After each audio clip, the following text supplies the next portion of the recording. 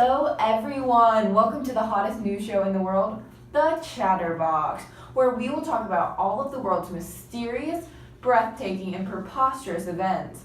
This is your host, Sophie DiFrancesco, and due to widespread rumor, I am not a part of the Italian fascist government. That is my second cousin, twice removed. And this is my co-host, Lizelle Zaga, and despite newspaper claims, Hideki Tojo is not my father. Oh, Lizelle. Today we're exploring the years 1929 through 1945, the years of chaos and murder, or as you know, World War II. If you don't know what these years consisted of, well, you're in for a real treat. To start, let's talk about the grand sadness. It began...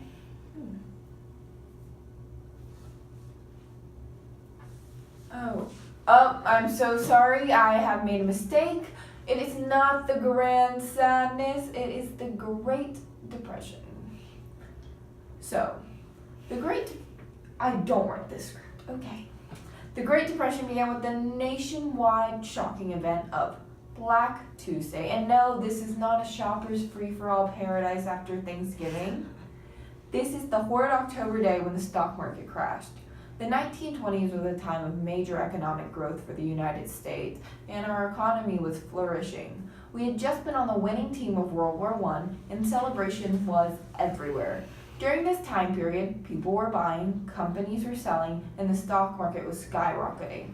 As people began to purchase items on credit, they also started to invest in the stock market. The stock market was not as it was today. Back then, there were little to no restrictions of the purchase and selling of stock. Many people put their money in the bank, as all responsible people should do, of course, and the bank was using their money to invest in the stock market. This caused the exponential growth of the market, where the highest point of the stock market reached was $16 billion. And on October 24th, 1929, the stock market reached a dropping point. The market fell 11%, which worried Wall Street bankers, but all hope was not lost, because over the weekend the stock market recovered and was back on track.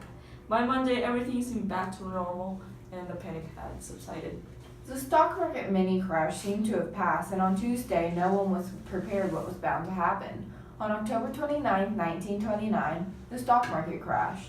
Now everyone knows what the crash is and how it started the Great Depression, but what does that mean for our nation? When the stock market crashed, citizens wanted to withdraw their savings from the bank. But that is a problem because the bank was running low on tangible funds because they had invested all of their money. Banks were forced to close, and people all over the United States lost their life savings. The stock market crash of 1929 led to the nationwide depression and caused unemployment rates to be at an all-time high of 25%. After Calvin Not Coolidge's presidential term came to an end, a new man ran for office. This new man was entering in the midst of the Great Depression. Too bad for him, and he had his work cut out for him. Now Franklin Delano Roosevelt was practically born to be a president. Eleanor Roosevelt, Franklin's wife, was Theodore Roosevelt's niece, and Eleanor was FDR's fourth cousin, so presidency was in their bloodline. Wait, they were cousins? It's fine, they were fourth cousins.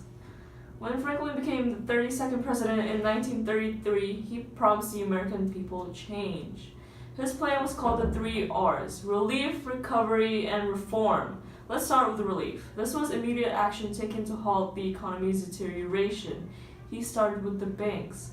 Now, after the stock market crash, the banks failed and citizens lost all trust in the banks. In result, FDR implicated the Emergency Banking Act, which closed insolvent banks and only reopened the stable ones. He also enacted the Federal Emergency Relief Act, which provided immediate help to citizens who needed cash. During this relief period, he also made 2 major organizations: the Civil Works Administration, which will further be discussed later in the program, and the Civilian Conservation Corps. Both of these programs provided temporary jobs involving physical labor to citizens.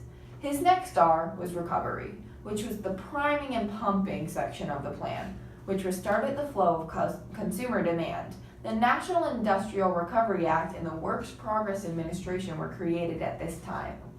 The NIRA regulated industry for fair wages and prices that stimulated economic recovery. The WPA provided long-term government jobs, building schools and other public work projects. This program employed millions of citizens in the United States.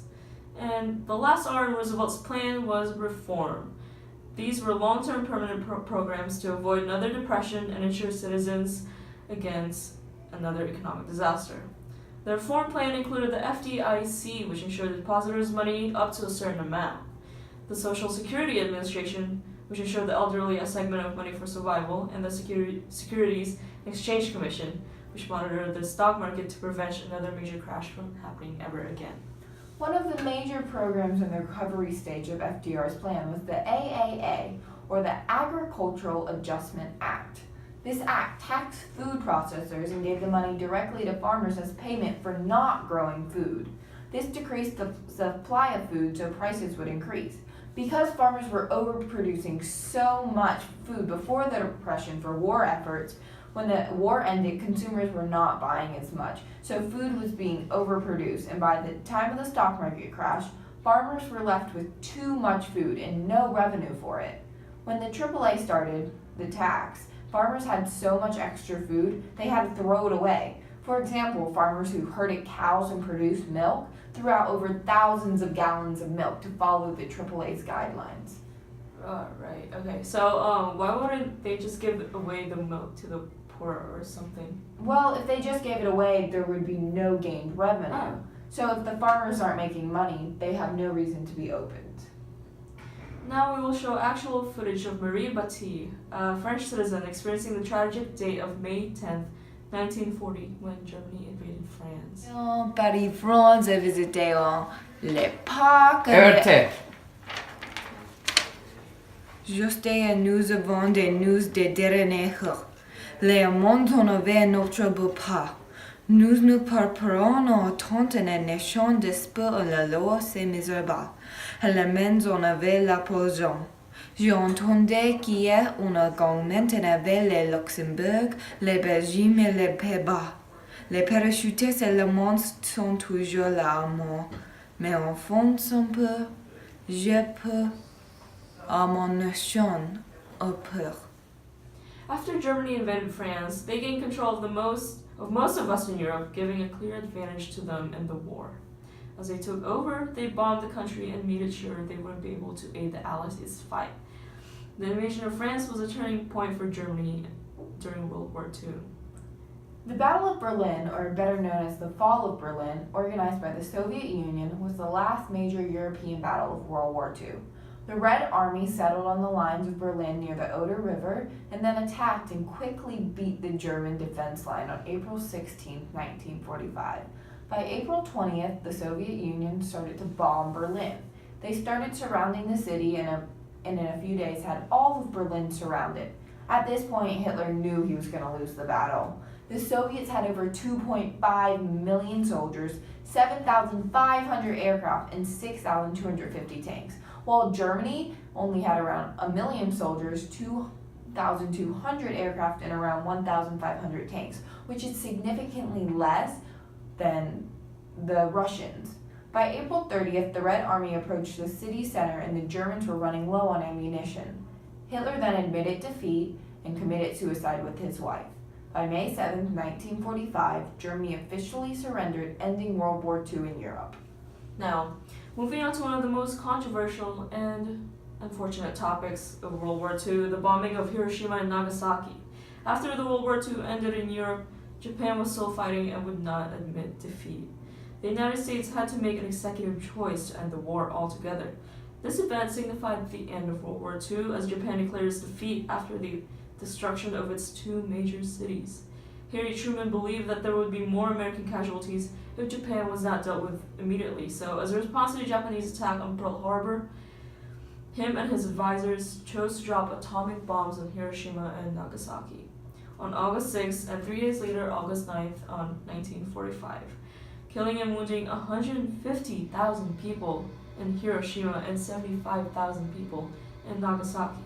The atomic bomb also caused long-term diseases from radiation, killing everyone in those cities, including women and children, even decades later.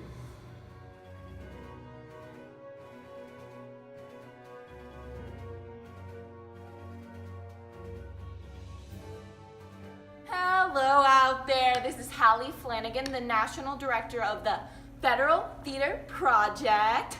Thanks to the Works Progress Administration for funding us. Come out and see our artistic performances and live entertainment for some joy during this sad economy. And now we have a surprise for you. 5, 6, 7, 8.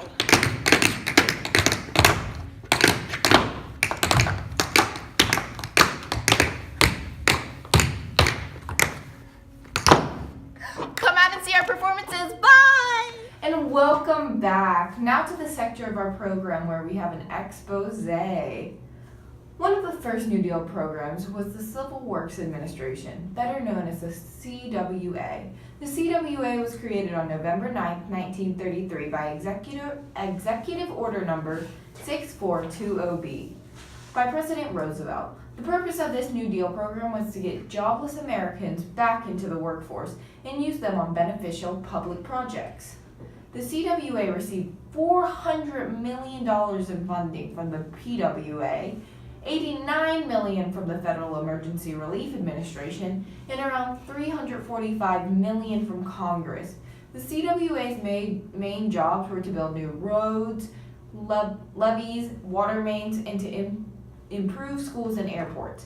Young men went away from their homes to work all around the nation on these physical labor tasks, where checks were sent home to their family, but they were provided with food and shelter at the camps. Unskilled workers were paid around 50 cents an hour, while skilled workers were paid around $1.20 an hour. The program employed over 4 million Americans. The problem with the CWA was it began costing the government a lot of money. And it was over $800 million just from the already provided funds. Not only did the federal government have to pay for the materials to construct the public projects, but they also had to pay the workers to do it. And they had to provide for them also. They had already provided over $800 million in funding to the program, and after they realized it was costing way too much, the program was terminated March 1934.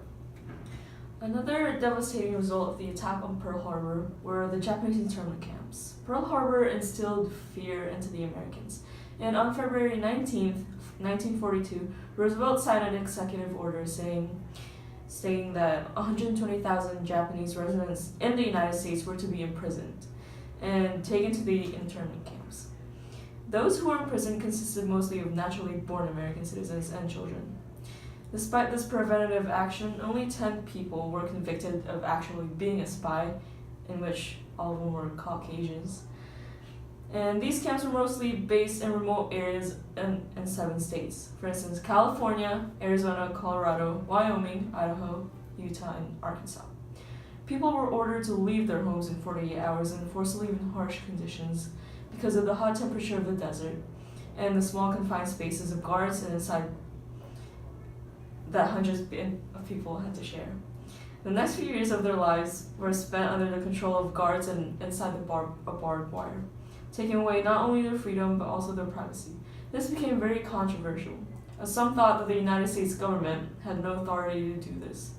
A case was brought on behalf of this, which was a daughter of Japanese immigrants living in California named Mitsuye Endo, which ruled that the United States could not detain citizens who was conceitedly loyal to the U.S., and thus the internment camps closed on March 1946.